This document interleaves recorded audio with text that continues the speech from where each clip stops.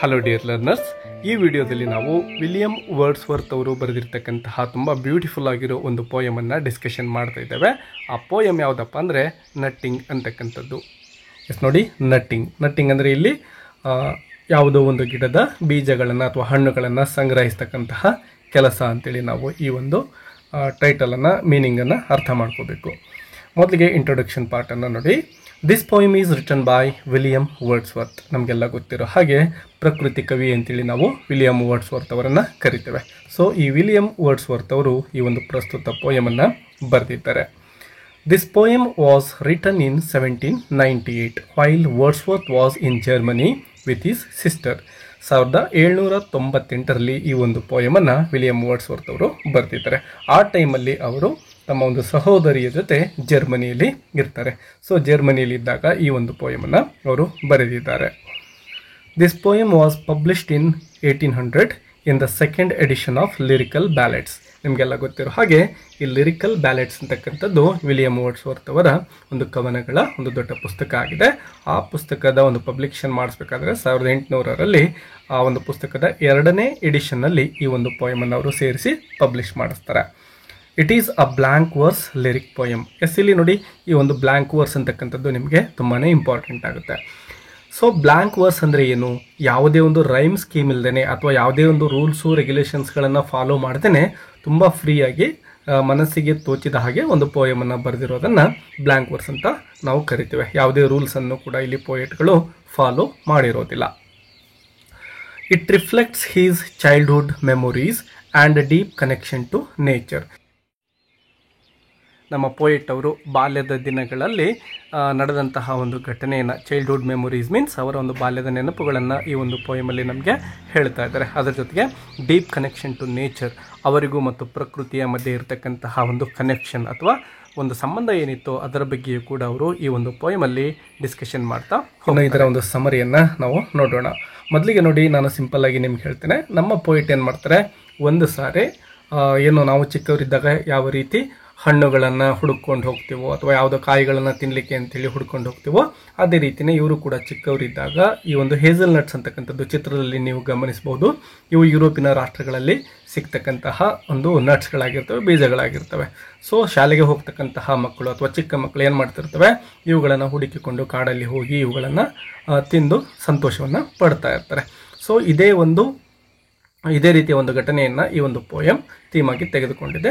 ನಮ್ಮ ಪೋಯೆಟ್ ಏನು ಮಾಡ್ತಾರೆ, ಸೊ ಈ ಒಂದು ಹೇಸಲ್ ನಟ್ಸನ್ನು ತಿನ್ನಲಿಕ್ಕೆ ಅಂತೇಳಿ ಒಂದು ಸಾರಿ ಹುಡುಕೊಂಡು ಹೋಗ್ತಾರೆ.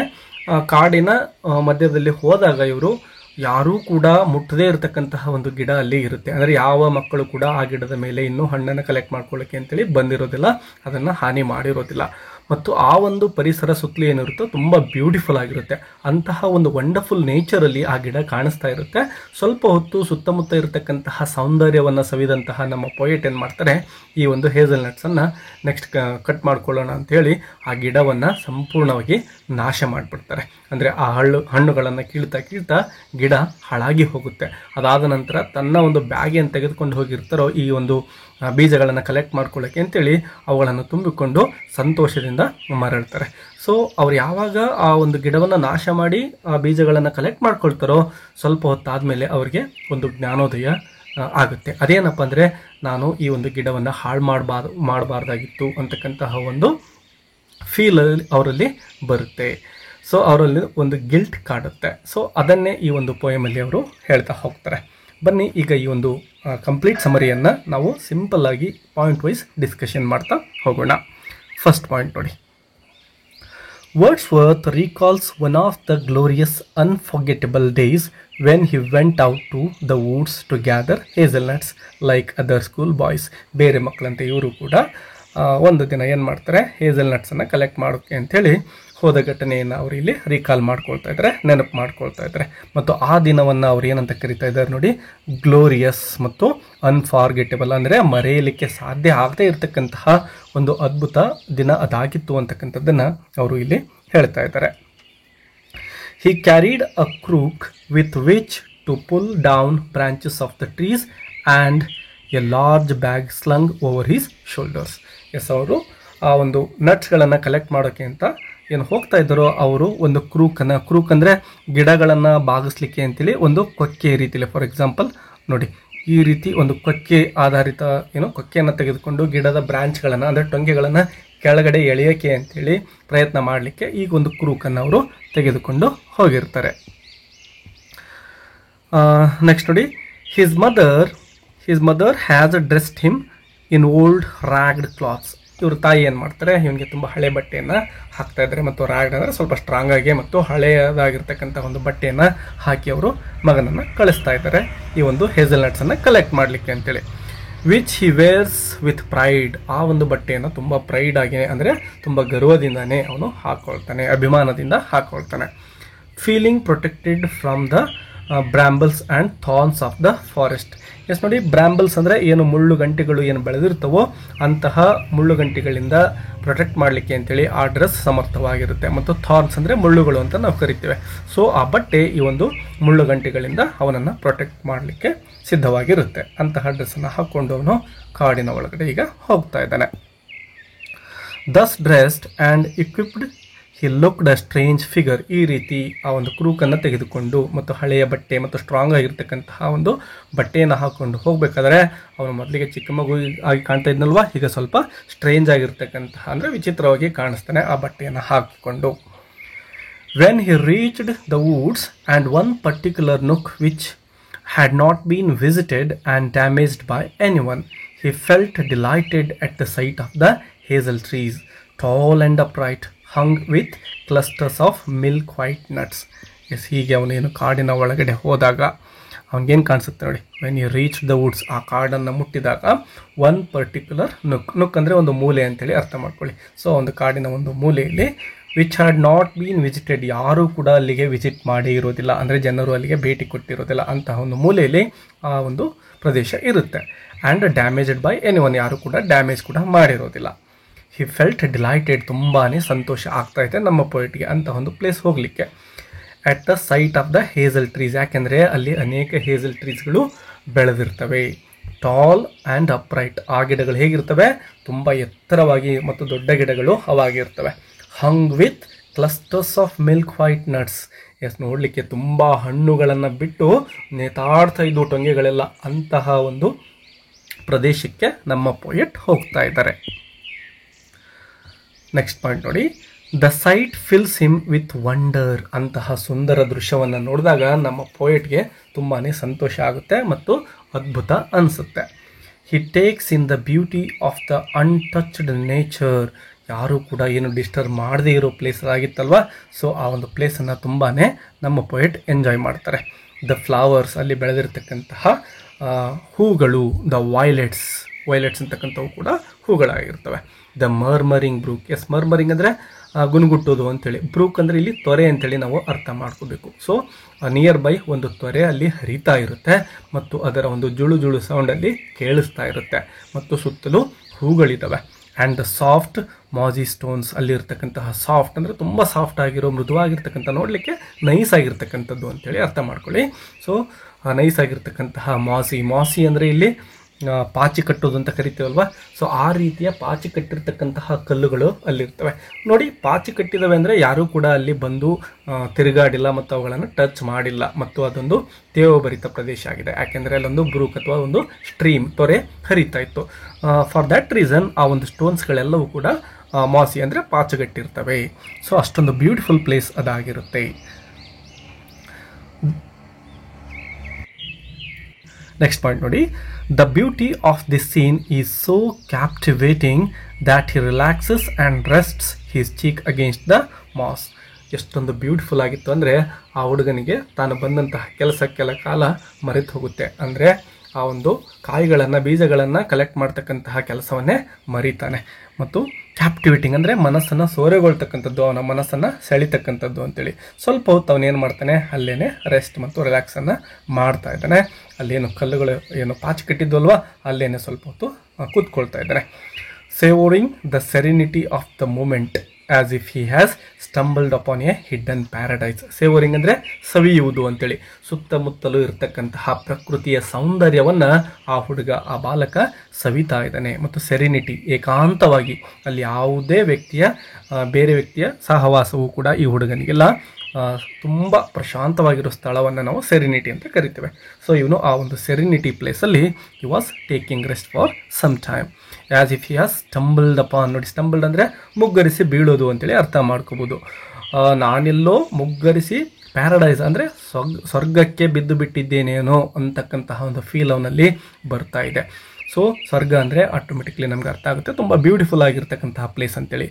ಸೊ ಆ ಒಂದು ಪರಿಸರ ಏನಿತ್ತು that was very beautiful and wonderful place ಆಗಿತ್ತು. So he was taking some rest in that very serenity place.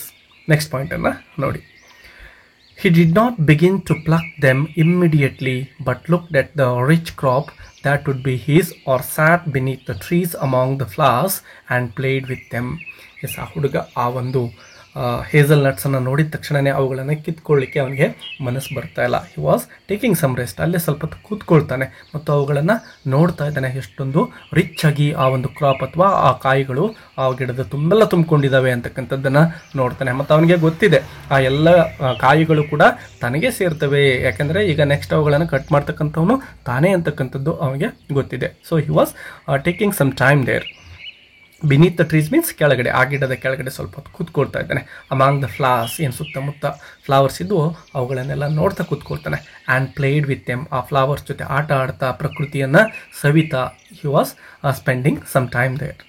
Next point, a lovely stream trickle down there. ಮೊದಲಿಗೆ ಹೇಳಿದಾಗೆ there was a lovely stream ಅಂದರೆ ಒಂದು ತೊರೆ ಹರಿತಾ ಇತ್ತು. And violets scented the air, ಮತ್ತು ಅಲ್ಲಿರ್ತಕ್ಕಂತಹ ಆ ವೈಲೆಟ್ಸ್ ಫ್ಲವರ್ಸ್ ಏನಿದ್ವು ಸುತ್ತಮುತ್ತ ಒಂದು ಸೆಂಟೆಡ್ ಮೀನ್ಸ್ ಒಂದು ಪರಿಮಳವನ್ನು ಆ ಗಾಳಿಯಲ್ಲಿ ಸೂಸ್ತಾ ಇದ್ವು. ಅಷ್ಟೊಂದು ಸುಮಧುರವಾಗಿರ್ತಕ್ಕಂತಹ ವಾತಾವರಣ, ಅದ್ಭುತವಾಗಿರ್ತಕ್ಕಂತಹ ಸೀನ್ ಅಲ್ಲಿ ಇರುತ್ತೆ. Having the objects of his joy within his reach, he was pleased with things of comparatively little account. So ಕೆಲ ಕಾಲ ಆ ಹುಡುಗ ಆ ಒಂದು ಸೌಂದರ್ಯವನ್ನು ಸವಿತಾ ಕೂತ್ಕೊಳ್ತಾ ಇದ್ದಾನೆ. Suddenly the boy leaps into action. He rose and dragged down and broke the branches mercilessly. ಇಲ್ಲಿಂದ ಆ ಒಂದು ಪ್ರಕೃತಿ ಯಾವ ರೀತಿ ಹಾನಿಗೆ ಒಳಗಾಗುತ್ತೆ ಈ ಹುಡುಗನ ಕೈಲಿ ಅಂತಕ್ಕಂಥದ್ದನ್ನು ನಾವು ಗಮನಿಸ್ತೇವೆ. ಅಲ್ಲಿವರೆಗೂ ಸುಂದರವಾಗಿರೋ ಆ ಗಿಡಗಳನ್ನು, ಹೂಗಳನ್ನು, ತೊರೆಯನ್ನು ಸವಿತಾ ಇದ್ನೋ ಈ ಹುಡುಗ ಈಗ ತಾನು ಬಂದಂತಹ ಕೆಲಸಕ್ಕೆ ಕೈ ಹಾಕ್ತಾ ಇದ್ದಾನೆ. ಸಡನ್ಲಿ ಇಟ್ಕಿದ್ದಂಗೆ ಅವನಿಗೆ ತನ್ನ ಕೆಲಸ ನೆನಪಾಗ್ಬಿಡುತ್ತೆ. ಸೊ ಎದ್ದೇಳ್ತಾ ಇದ್ದಾನೆ. ಎದ್ದವನು ಏನು ಮಾಡ್ತಾನೆ, ಆ ಗಿಡದ ಟೊಂಗೆಗಳನ್ನು ಕೆಳಗಡೆ ಏನು ಕುರುಕನ್ನು ಏನು ತಂದಿದ್ನಲ್ವ ಅವನು ಅದರಿಂದ ಹಿಡಿದು ಕೆಳಗಡೆ ಎಳಿತಾನೆ, ಅವುಗಳನ್ನು ಮುರಿತಾನೆ. ಆ ಟೊಂಗೆಗಳನ್ನು ಮುರಿದು ಅದರಲ್ಲಿರ್ತಕ್ಕಂತಹ ಆ ಒಂದು ಹೇಸಲ್ ನಟ್ಸನ್ನು ಕಟ್ ಮಾಡ್ತಾ ಮಾಡ್ತಾ ತನ್ನ ಒಂದು ಬ್ಯಾಗ್ ಒಳಗಡೆ ಹಾಕಲಿಕ್ಕೆ ತೊಡಕೊಳ್ತಾ ಇದ್ದಾನೆ. ಮರ್ಸಿಲೆಸ್ಲಿ ಅಂದರೆ ಯಾವುದೇ ಒಂದು ಕರುಣೆಯನ್ನು ಕೂಡ ತೋರಿಸದೆ, ಆ ಒಂದು ಬ್ಯೂಟಿಗೆ ರೆಸ್ಪೆಕ್ಟೇ ಕೊಡ್ತಾ ಇಲ್ಲ ಅವನು. ಆ ರೀತಿ ಆ ಗಿಡವನ್ನು ಹಾಳು ಮಾಡ್ತಾ ಇದ್ದಾನೆ, ಆ ಟೊಂಗೆಗಳನ್ನು. ತನ್ನ ಉದ್ದೇಶ ಏನಿದೆ ಆ ಹೇಸಲ್ ನಟ್ಸನ್ನು ಕಲೆಕ್ಟ್ ಮಾಡೋದಷ್ಟೇ. ಸೊ ಅವನೀಗ ಆ ಒಂದು ಪ್ರಕೃತಿಯನ್ನು ಕೇರ್ ಮಾಡ್ತಾ ಇಲ್ಲ. ಸೊ ಆ ರೀತಿ ಅವನು ಕೆಲಸದಲ್ಲಿ ತೊಡಗಿದ್ದಾನೆ. The trees offer no resistance as he deforms and sullies their beauty. ಆ ಒಂದು ಸೌಂದರ್ಯ ಅಲ್ಲಿವರೆಗೂ ಏನು ಸವಿತಾ ಇದ್ನೋ ಅದೇ ಸೌಂದರ್ಯವನ್ನೇ ಈಗ ಅವನು ಹಾಳು ಮಾಡ್ತಾ ಇದ್ದಾನೆ ಅಂತಾನೆ ಹೇಳ್ಬೋದು. ಬಟ್ ನೋಡಿ, ಆ ಟ್ರೀಗಳು ಏನು ತಮ್ಮನ್ನು ಹಾಳು ಮಾಡ್ತಾ ಇದ್ದಾನೋ ಈ ಹುಡುಗ, ಅದನ್ನು ರೆಜಿಸ್ಟ್ ಮಾಡಲಿಕ್ಕೆ ಅಂದರೆ ಅಪೋಸ್ ಮಾಡಲಿಕ್ಕೆ ಅವುಗಳ ಕಡೆಯಿಂದ ಸಾಧ್ಯ ಇಲ್ಲ. ಆ ಹುಡುಗ ಏನು ಹಾಳು ಮಾಡ್ತಾ ಇದ್ದಾನೋ, ಡಿಫಾರ್ಮ್ ಮೀನ್ಸ್ ವಿರೂಪಗೊಳಿಸ್ತಕ್ಕಂಥದ್ದು, ಆ ಸೌಂದರ್ಯವನ್ನು ಏನು ವಿರೂಪಗೊಳಿಸ್ತಾ ಇದ್ದಾನೋ ಅದನ್ನು ತಡಿಲಿಕ್ಕೆ ಇವುಗಳಿಗೆ ಸಾಧ್ಯ ಆಗ್ತಾ ಇಲ್ಲ. ಸಲ್ಲೀಸ್ ಅಂದರೆ ಕಂಪ್ಲೀಟಾಗಿ ಅದನ್ನು ವಿರೂಪಗೊಳಿಸೋದು ಮತ್ತು ಅಪವಿತ್ರಗೊಳಿಸೋದು ಅಂತೇಳಿ. ತಮ್ಮ ಬ್ಯೂಟಿಯನ್ನು ಅಪವಿತ್ರಗೊಳಿಸ್ತಾ ಇದ್ದರೂ ಕೂಡ ಅವು ತಾಳಿಕೊಂಡು ಸುಮ್ಮನೆ ಇರ್ತವೆ, ಅಪೋಸ್ ಮಾಡಲಿಕ್ಕೆ ಹೋಗೋದಿಲ್ಲ ಆ ಗಿಡಗಳು ಅಂತೇಳಿ ಪೋಯಿಟ್ ಅವರು ಇಲ್ಲಿ ತಮ್ಮ ಒಂದು ನೆನಪನ್ನು ಹೇಳ್ತಾ ಇದ್ದಾರೆ. Next point, when his destruction is complete the boy is left with mixed emotions. ಯಾವಾಗ ಅವನ ಕೆಲಸ ಮುಗಿಯುತ್ತೋ ಅಂದರೆ ಆ ಗಿಡದಲ್ಲಿದ್ದಂತಹ ಎಲ್ಲ ಹೇಸಲ್ ನಟ್ಸನ್ನು ಕಲೆಕ್ಟ್ ಮಾಡ್ಕೊಳ್ತಾನೋ, ಆ ಗಿಡ ಮರದ ಟೊಂಗೆಗಳನ್ನೆಲ್ಲ ಮುರಿದು ಹಾಕ್ತಾನೋ, ಆಗ ಅವನಿಗೆ ಎರಡೂ ರೀತಿಯ ಎಮೋಷನ್ಸ್, ಭಾವನೆಗಳು ಬರ್ತವೆ. ಒಂದು ಸಂತೋಷದ್ದು, ಮತ್ತೊಂದು ಗಿಲ್ಟಿ ಫೀಲಿಂಗ್ ಅಂತ ನಾವು ಇಲ್ಲಿ ಹೇಳ್ಬೋದು. On one hand he feels victorious. Yes, ಒಂದು ಕಡೆ ಅವನು ಜಯ ಸಾಧಿಸಿದ ರೀತಿಯಲ್ಲಿ ಅವನಿಗೆ ಫೀಲ್ ಆಗ್ತಾ ಇದೆ. ಯಾಕೆಂದರೆ ಕಂಪ್ಲೀಟಾಗಿ ಅಲ್ಲಿರ್ತಕ್ಕಂಥ ಎಲ್ಲ ಹೇಸಲ್ ನಟ್ಸನ್ನು ಈಗ ಕಲೆಕ್ಟ್ ಮಾಡಿಕೊಂಡು ಬ್ಯಾಗ್ ಒಳಗಡೆ ಹಾಕಿದ್ದಾನೆ.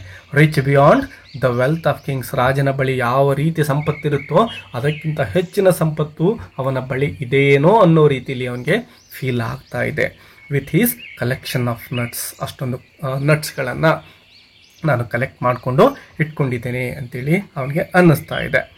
However a deep sense of guilt creeps in as he sees the now ruined bower with broken branches and an exposed sky where once the trees had sheltered the scene. Yes, ನೋಡಿ, ಒಂದು tragedy ಇಲ್ಲಿದೆ. ಆ tragedy ಏನಪ್ಪ ಅಂದರೆ ಅವನಿಗೆ ಒಂದು guilt ಕಾಡ್ತಾ ಇದೆ. ಅದೇನು ಗಿಲ್ಟ್ ಅಂದರೆ ಆ ಒಂದು ಏನು ಆ ಕೊಕ್ಕೆಯನ್ನು ತಂದಿದ್ದಲ್ವ ಅದರಿಂದ ಗಿಡಗಳನ್ನು ಯಾವ ರೀತಿ ಆ ಗಿಡವನ್ನು ಮುರಿದು ಹಾಕಿದ್ದಾನೆ ಅದು ಅವನಿಗೆ ಗಿಲ್ಟನ್ನು ತರ್ತಾ ಇದೆ. ಆ ಇಡೀ ಗಿಡ ಏನಾಗಿದೆ, ಬಾಗಿಕೊಂಡು ನಿಂತ್ಕೊಂಡಿದೆ ಮತ್ತು ಆ ಮರದ ಟೊಂಗೆಗಳೆಲ್ಲವೂ ಮುರಿದು ಹೋಗಿಬಿಟ್ಟಿದ್ದಾವೆ ಮತ್ತು ಮುರಿದಂತಹ ಆ ಟೊಂಗೆಗಳಿಂದ ಈಗ ಆಕಾಶ ಕಾಣ್ತಾ ಇದೆ. ಮೊದಲಿಗೆಲ್ಲ ಶೇಡನ್ನು ಕೊಡ್ತಾ ಇತ್ತು ಆ ಟೊಂಗೆಗಳು, ಎಲೆಗಳು ತುಂಬಿದ್ವು, ಹಣ್ಣುಗಳು ತುಂಬಿದ್ವು, ಹಾಳಾಗಿರಲಿಲ್ಲ. ಸೊ ಸೂರ್ಯನ ಕಿರಣಗಳು ನೇರವಾಗಿ ನೆಲದ ಮೇಲೆ ಬೀಳ್ತಾ ಇರಲಿಲ್ಲ. ಈಗ ಆ ಎಲ್ಲ ಟೊಂಗೆಗಳನ್ನು ಈ ಹುಡುಗ ಏನು ಮಾಡಿಬಿಟ್ಟಿದ್ದಾನೆ, ಕಟ್ ಮಾಡಿದ್ದಾನೆ, ನಾಶ ಮಾಡಿದ್ದಾನೆ. ಸೊ ಈಗ ಸಂಪೂರ್ಣ ಆಕಾಶ ಅಲ್ಲಿ ಕಾಣಿಸ್ತಾ ಇದೆ. Where once the trees had sheltered the scene. ಆ ಇಡೀ ಸೀನನ್ನು ಶೆಲ್ಟರ್ ಮಾಡಿದ್ವು, ಒಂದು ನೆರಳನ್ನು ಕೊಟ್ಟಿರ್ತಕ್ಕಂತಹ ಗಿಡಗಳು ಈಗ ಆಕಾಶಕ್ಕೆ ಓಪನ್ ಆಗಿ ನಿಂತ್ಕೊಂಡಿದ್ದಾವೆ. ತುಂಬ ನೋಡಲಿಕ್ಕೆ ಹಾಳಾಗಿರ್ತಕ್ಕಂತಹ ಪ್ಲೇಸ್ ಅದಾಗಿರುತ್ತೆ ಈ ಹುಡುಗನ ಕೈಯಲ್ಲಿ. ಸೊ ಅದರ ಒಂದು ಗಿಲ್ಟ್ ಅವನಿಗೆ ಕಾಡ್ತಾ ಇದೆ. ನಾನೇನೋ ತಪ್ಪು ಮಾಡಿದ್ದೇನೆ ಅಂತಕ್ಕಂಥದ್ದು ಅವನಿಗೆ ಅರಿವಿಗೆ ಬರ್ತಾ ಇದೆ. ನೆಕ್ಸ್ಟ್ ಪಾಯಿಂಟ್ ನೋಡಿ. He felt the shady nook with its beauty soiled and destroyed. ಆ ಒಂದು ಪ್ಲೇಸನ್ನು ಬಿಟ್ಟು ಹೊರಡ್ತಾ ಇದ್ದಾನೆ. ನೂಕ್ ಅಂದರೆ ಆ ಒಂದು ಮೂಲೆ. ಸೊ ಆ ಮೂಲೆಯನ್ನು ಬಿಟ್ಟು ಅವನು ಹೊರಡ್ತಾ ಇದ್ದಾನೆ ಮತ್ತು ವಿತ್ ಇಟ್ಸ್ ಬ್ಯೂಟಿ ಸಾಯಿಲ್ಡ್. ಸಾಯಿಲ್ಡ್ ಅಂದರೆ ಮಣ್ಣು ಪಾಲು ಮಾಡೋದು ಅಂಥೇಳಿ ಅಲ್ಲಿರ್ತಕ್ಕಂತಹ ಬ್ಯೂಟಿಯನ್ನು ಏನು ಮಾಡಿದ್ದಾನೆ, ಮಣ್ಣು ಪಾಲು ಮಾಡಿ, ಮತ್ತು ಡಿಸ್ಟ್ರಾಯ್ ಅಂದರೆ ನಾಶ ಮಾಡೋದು ಅಂಥೇಳಿ. ಸೊ ಮಣ್ಣು ಪಾಲು ಮಾಡಿ, ನಾಶ ಮಾಡಿ ಆ ಹುಡುಗ ಅಲ್ಲಿಂದ ಹೊರಡ್ತಾ ಇದ್ದಾನೆ. He went away with rich load of nuts. Yes, ಅವನ ಬ್ಯಾಗ್ ತುಂಬ ಏನಿದಾವೆ ಈಗ, ನಟ್ಸ್ಗಳಿದ್ದಾವೆ. He felt a sense of pain at the gaps he had made in the woods. ಆ ಗ್ಯಾಪ್ಗಳು ಏನಾಗಿದ್ವಲ್ಲ, ಮರ ಕಟ್ ಮಾಡಿಬಿಟ್ಟು ಆಕಾಶ ಏನಾಗಿತ್ತೋ ಆ ಸೀನ್ ಅವನ ಕಣ್ಮುಂದೆ ಬರ್ತಾ ಇದೆ. ಅದರಿಂದ ಅವನಿಗೆ ಪೇಯ್ನ್ ಅಂದರೆ ಹಿ ವಾಸ್ ಫೀಲಿಂಗ್ ಪೇಯ್ನ್, ನೋವಾಗ್ತಾ ಇದೆ. And realised that there was something spiritual. Yes, ಈಗ ಅವನಿಗೆ ಅರ್ಥ ಆಯಿತು ಅಲ್ಲೇನೋ ಒಂದು ಜೀವಂತಿಕೆ ಇತ್ತು, ಅಂದರೆ ಆ ಪ್ರಕೃತಿಗೂ ಕೂಡ ಜೀವ ಇತ್ತು, ಅದನ್ನು ನಾನೇನೋ ಡಿಸ್ಟರ್ಬ್ ಮಾಡಿದ್ದೇನೆ, ಹಾಳು ಮಾಡಿದ್ದೇನೆ ಅಂತಕ್ಕಂತಹ ಒಂದು ಗಿಲ್ಟ್ ಅವನಲ್ಲಿ ಕಾಣಿಸ್ತಾ ಇದೆ. ಸೊ ಅವನ ತಪ್ಪಿನ ಅರಿವಾಗಿದೆ ಅವನಿಗೆ. In the final lines the speaker now an adult reflects on the lesson of that day. Yes, ನಮ್ಮ ಪೋಯೆಟ್ ತುಂಬ ದೊಡ್ಡವರಾದ ಮೇಲೆ ಈ ಒಂದು ಪೋಯಮನ್ನು ಬರೆದಿದ್ದಾರೆ ಅವರ ಬಾಲ್ಯದ ದಿನಗಳನ್ನು ನೆನಪು ಮಾಡಿಕೊಂಡು. ಬಟ್ ಈಗ ಅವರಿಗೆ ತಿಳುವಳಿಕೆ ಇದೆ, ಆವತ್ತಿನ ದಿನ ನಾನು ಆ ರೀತಿ ಮಾಡಬಾರ್ದಾಗಿತ್ತು ಅಂತಕ್ಕಂತಹ ಒಂದು ಪರಿಕಲ್ಪನೆ ಅವರಿಗೆ ಬರ್ತಾ ಇದೆ. ಅಂದರೆ ಅದರ ಅರ್ಥ ಇಷ್ಟೇ, ಆ ಒಂದು ನೇಚರನ್ನು ನಾನು ಡಿಸ್ಟರ್ಬ್ ಮಾಡಬಾರ್ದಾಗಿತ್ತು ಅಂತಕ್ಕಂತಹ ಒಂದು ಗಿಲ್ಟ್ ಇವತ್ತಿಗೂ ಕೂಡ ಅವರಿಗೆ ಕಾಡ್ತಕ್ಕಂಥದ್ದನ್ನು ನಾವು ಇಲ್ಲಿ ಗಮನಿಸಬಹುದಾಗಿದೆ. The poet suggested that we should approach nature with gentleness and respect, for there is a spirit in the woods. Yes, poet ಅವರು ನಮಗೆಲ್ಲರಿಗೂ ಕೂಡ ಒಂದು ಸಜೆಷನ್ ಕೊಡ್ತಾ ಇದ್ದಾರೆ. ಏನಂದರೆ ನಾವು ನೇಚರನ್ನು ತುಂಬ ಜೆಂಟಲಾಗಿ ಅದಕ್ಕೆ ರೆಸ್ಪೆಕ್ಟ್ ಕೊಡ್ತಾ ನೋಡ್ಕೋಬೇಕು. ಯಾಕೆಂದರೆ ಈ ಒಂದು ಪ್ರಕೃತಿಯಲ್ಲಿ ನೇಚರಲ್ಲೂ ಕೂಡ ಜೀವಂತಿಕೆ ಅಥವಾ ಒಂದು ಪ್ರಾಣ ಇದೆ ಅಂತಕ್ಕಂಥದ್ದನ್ನು ಪೋಯೆಟ್ ಅವರು ಹೇಳ್ತಾ ಇದ್ದಾರೆ. ಡಿಯರ್ ಲರ್ನರ್ಸ್, ಇಂಗ್ಲೀಷ್ ಲಿಟ್ರೇಚರ್ಗೆ ಸಂಬಂಧಪಟ್ಟಂತೆ ಅನೇಕ ಲೆಸನ್ಸ್ಗಳನ್ನು, ಪಾಠಗಳಿರ್ಬೋದು, ಪೋಯಮ್ಗಳಿರ್ಬೋದು, ನಾವೆಲ್ ಇರ್ಬೋದು, ನಮ್ಮ ಚಾನಲ್ನಲ್ಲಿ ಕನ್ನಡದಲ್ಲಿ ತುಂಬ ಸುಲಭವಾಗಿ ಎಕ್ಸ್ಪ್ಲೇನ್ ಮಾಡಿ ಅಪ್ಲೋಡ್ ಮಾಡಲಾಗ್ತಾ ಇದೆ. ನಿಮಗೆ ತುಂಬ ಹೆಲ್ಪ್ಫುಲ್ ಆಗಿರ್ತಕ್ಕಂತಹ ಕಂಟೆಂಟ್ ಇಲ್ಲಿ ಸಿಗುತ್ತೆ. ಸೊ ಈ ಒಂದು ಚಾನಲನ್ನು ಸಬ್ಸ್ಕ್ರೈಬ್ ಮಾಡ್ಕೊಳ್ಳೋದನ್ನು ಮಾತ್ರ ಮರಿಬೇಡಿ ಮತ್ತು ವಿಡಿಯೋಗಳಿಗೆ ಲೈಕ್ಗಳನ್ನು ಕೂಡ ಕೊಡ್ತಾ ಈ ಒಂದು ಚಾನಲ್ಗೆ ಸಪೋರ್ಟ್ ಮಾಡಿ ಅಂತ ಹೇಳ್ತಾ ಈ ಒಂದು ಸುಂದರವಾಗಿರ್ತಕ್ಕಂತಹ ಒಂದು ಪೋಯಮ್ನ ಸಮರಿಯನ್ನು ಇಲ್ಲಿಗೆ ಮುಗಿಸ್ತಾ ಇದ್ದೇವೆ. ನಿಮ್ಗೆ ಯಾವುದಾದ್ರೂ ಪೋಯಮ್ ಅಥವಾ ಲೆಸನನ್ನು ಸಮರಿ ಬೇಕು ಅನ್ನೋದಾದರೆ ಅದರ ಒಂದು ಟೈಟಲನ್ನು ಕಾಮೆಂಟ್ ಬಾಕ್ಸಲ್ಲಿ ಕಮೆಂಟ್ ಮಾಡಿ ಅಂತ ಹೇಳ್ತಾ ಮತ್ತೆ ಸಿಗೋಣ. Take care and keep learning. Bye bye.